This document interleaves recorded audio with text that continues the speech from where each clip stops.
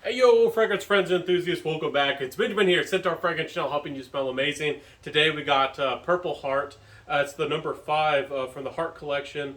It's the brand's called Map of the Heart, so hopefully I'm not confusing you. I'll include a link down below where you can check out this fragrance. While you're at it, don't make sure to comment and make sure to subscribe and like and all that good stuff if you like learning about fragrances, smelling amazing, and exploring the world of scent. So today, let's talk about this one. Beautiful fragrance. It's the one in the purple bottle, and the fragrance has a history. It's supposed to speak to the courageous, fervor of veterans and the people who have earned the Purple Heart for being wounded in battle. It's I guess it's more of an American award or an American thing. But if you get injured in battle, you earn the Purple Heart, and it's a really prestigious thing, and a lot of people still view that and respect that and put it in very high regard. And this fragrance is kind of like a Tonka fragrance. It's a little bit more playful than you would think, but it speaks to ongoing enthusiasm for life. Even though you got injured, some people got disabled and things like that. There's still a vigor and a playfulness that comes through with this Tonka, and there's also this licorice. So this fragrance truly does smell purple. It's in the purple bottle. It's called Purple Heart, and they really capture that very well. Honestly, I don't really know if I should really talk about the other notes in the fragrance at all, because it's really hard to detect them, and this fragrance is very well blended.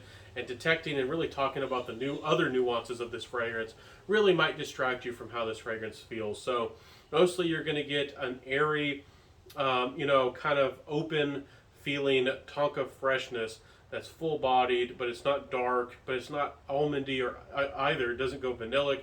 It doesn't go boozy and dark or overtly vanillic either. It has this airy openness. It's a very nice full bodied sweet fragrance.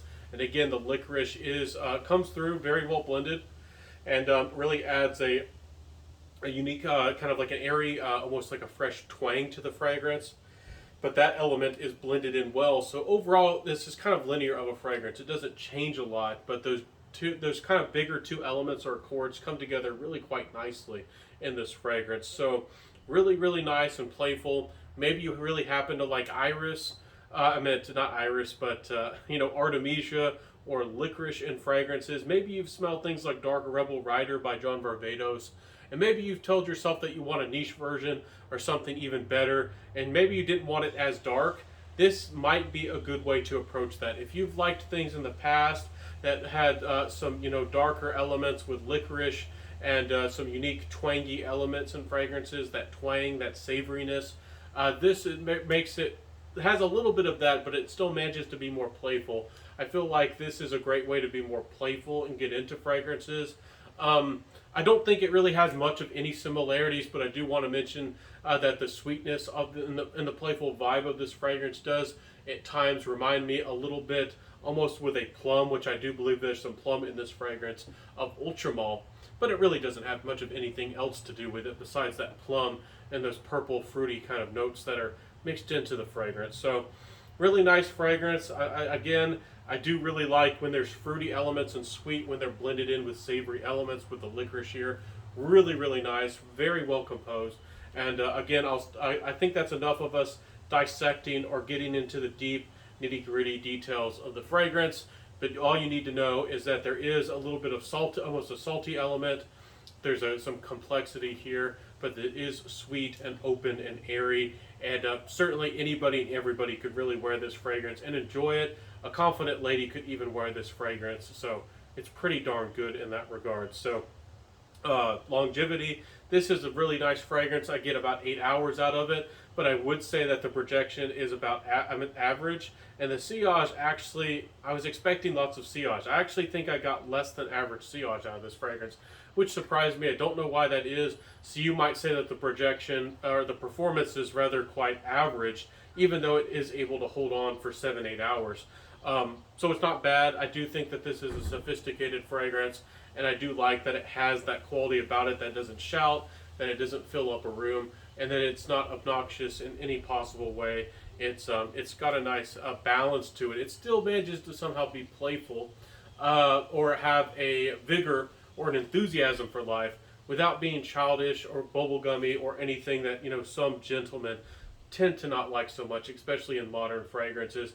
I think that if you do happen to like the note of tonka in fragrances as a grown-up guy, this might be one of the few that you actually appreciate. And even though there are some darker, more mature, heavier, boozy, and gourmand tonkas, maybe you don't really like those. You still want more of a playful tonka, but you don't want it to smell overtly youthful or juvenile. This might be the perfect fragrance. So those are really my final thoughts with it. Can you get compliments?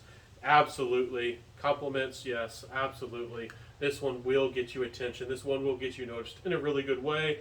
Again, it's approachable, it's noticeable, and but again, you might have to get a little bit closer to somebody to really understand this fragrance. And again, all respect to the veterans in the world, I think that this actually would almost be good for a ceremony because it's pretty persistent.